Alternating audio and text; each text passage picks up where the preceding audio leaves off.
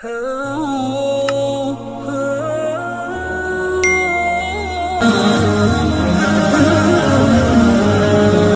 ونصلي على رسوله الكريم اما بعد فاعوذ بالله من الشيطان الرجيم بسم الله الرحمن الرحيم الذي جعل لكم الأرض مهدا وسلك لكم فيها سبلا وأنزل من السماء ماء فأخرجنا به أزواجا من نبات شتى كلوا وارعوا أنعامكم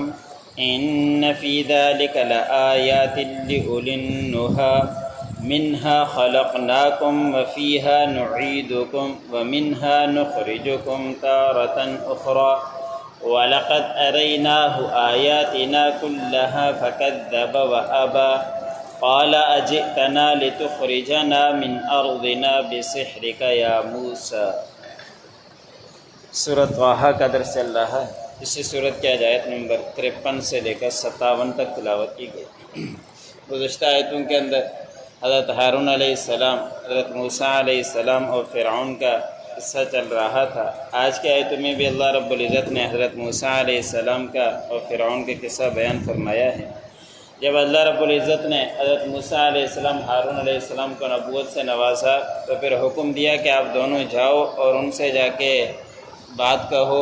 کہ ہم اللہ رب العزت کی طرف سے، آپ کے پروردگار کی طرف سے رسول بنا کر بھیجے گئے ہیں۔ تو پھر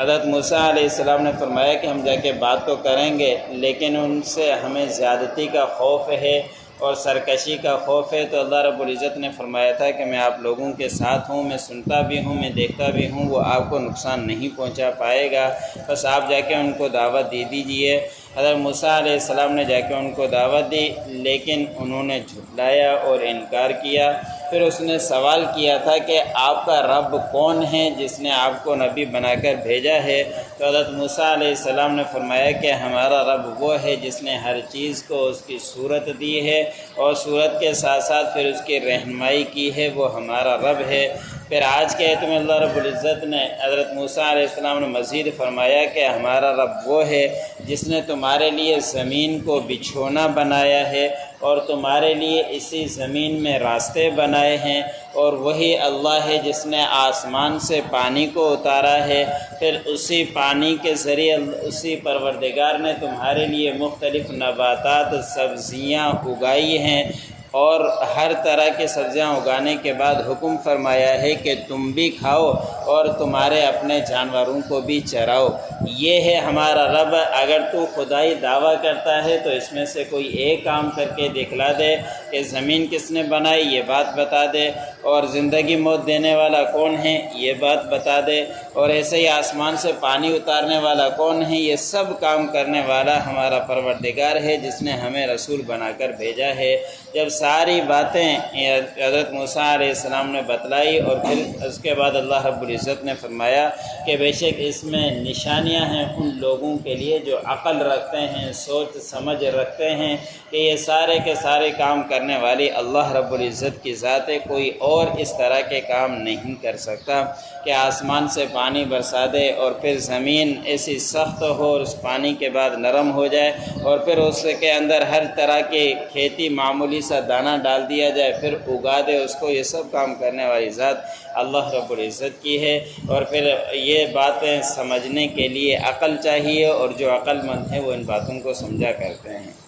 پھر اگلی آیت میں اللہ رب العزت نے فرمایا کہ اسی اللہ نے تمہیں اسی مٹی سے پیدا کیا ہے اور اسی مٹی میں پھر تمہیں لوٹائے گا اور اسی سے تم نکالے جاؤ گے۔ حدیث مبارک میں آتا ہے کہ نبی کریم صلی اللہ علیہ وسلم ایک دفعہ قبرستان پہنچے اور کسی کی میت اس کو دفن کیا۔ دفن سے فارغ ہو کر آپ صلی اللہ علیہ وسلم نے 3 مٹھی مٹی کی لی تھی، ایک ایک کر کے، اس کے بعد یہ دعا پڑھا کرتے تھے، اور یہ مستحب عمل ہے کہ ہر کوئی اس عمل کو کرے کہ ایک مٹھی لے کر یہ دعا پڑھے، منہا خلقناکم، اور دوسری مٹھی لے کر اس کے اوپر ڈالے اور اس میں پڑھے وفیہا نعیدکم، اور تیسری مٹی کی مٹھی لے کر اس میں یہ پڑھے، اس میں ڈال دے منہا نخرجکم تارۃ اخری، کہ اللہ رب العزت نے تمہیں اسی مٹی سے پیدا کیا ہے، اسی مٹی کے اندر پھر تمہیں لوٹائے گا، اور پھر جب قیامت قائم ہوگی تو اسی مٹی سے تمہیں دوبارہ نکالے گا۔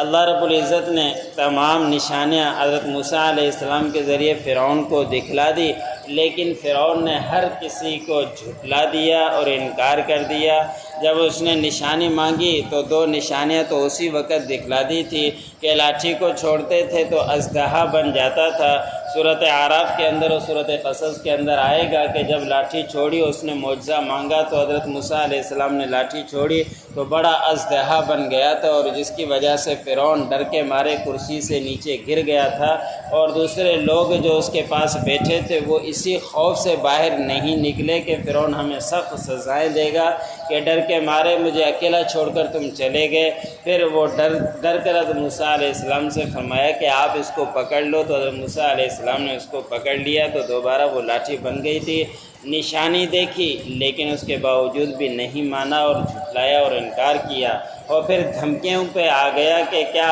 آپ یہ معجزے ہمارے پاس لائے ہو تاکہ اس جادو کے ذریعے ہمیں آپ اس ہماری زمین سے آپ نکال دو۔ یہ بات اس لیے کہی تاکہ سارے کے سارے اور بھی لوگ کھڑے ہو جائیں اس کے مقابلے میں کہ اپنی زمین چھوڑنے کے لیے کوئی تیار نہیں ہوتا، اپنا علاقہ چھوڑنے کے لیے کوئی تیار نہیں ہوتا، اس کو جادو کہہ کر اور دوسروں کو ابھارنے کے لیے اس کی طرح کی بات کر دی۔ پھر اگلی آیتوں کے اندر آئے گا کہ مقابلے کے لیے تیار ہوا، اور ایک دن مقابلے کا بھی انہوں نے رکھا تھا۔ الذی جعل لکم الارض مہدا، اللہ وہ ہے جس نے تمہارے لیے زمین کو بچھونا بنایا، وسلک لکم فیہا سبلا، اللہ وہ ہے جس نے تمہارے لیے اس میں راستے زمین میں بنائے، وانزلنا من السماء ماء، اللہ وہ ہے جس نے آسمان سے پانی کو اتارا، فاخرجنا بہ ازواجا من نبات شتیٰ، پھر ہم نے نکالا اسی پانی کے ذریعے مختلف نباتات، کلوا وارعوا انعامکم، تم بھی کھاؤ اور تم اپنے جانوروں کو بھی اس سے چراؤ، ان فی ذلک لآیات لأولی النہی، بے شک اس میں نشانیاں ہیں ان لوگوں کے لیے جو عقل رکھنے والے ہیں، منہا خلقناکم، اسی سے ہم نے تمہیں پیدا کیا، وفیہا نعیدکم، اور اسی زمین میں ہم تمہیں لوٹائیں گے،